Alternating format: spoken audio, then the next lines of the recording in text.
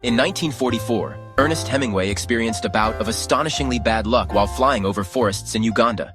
The famous writer, then in his mid-50s, had hired a pilot to take him and his fourth wife, Mary Welsh, on a sightseeing tour aboard a small Cessna. During the flight, their plane clipped a telegraph wire and plunged onto the crocodile-infested shores of the Nile.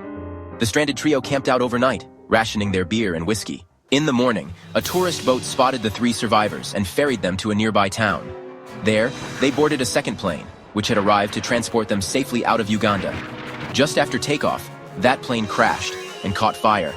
The pilot kicked out a window and pulled Welsh through, but Hemingway, too large to fit through the window frame, forced the door open with his head. He suffered extensive injuries, including a concussion and skull fracture.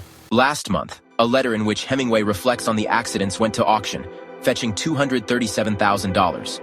The document has prompted newfound fascination with the writer's two brushes with death. It provides insight into his injuries, casting a darkness over his last years. A few months after the crash, Hemingway wrote a letter to his lawyer while healing in Venice.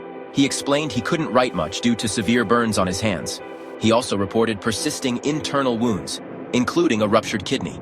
His wife Mary had broken ribs and was still recovering from the shock. Hemingway had arranged the trip as a Christmas present for Welsh. The couple chartered a small plane to see the Murchison Falls, one of the most beautiful and inaccessible spots in Uganda.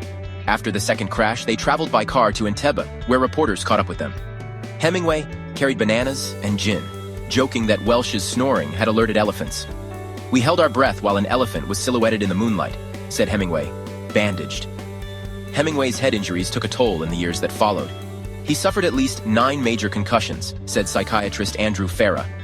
Farah's biography, Hemingway's Brain, examines the conditions leading to the novelist's suicide. Farah hypothesizes Hemingway suffered from post-concussive diseases like football players today. Still, Hemingway remained upbeat in the accident's immediate aftermath.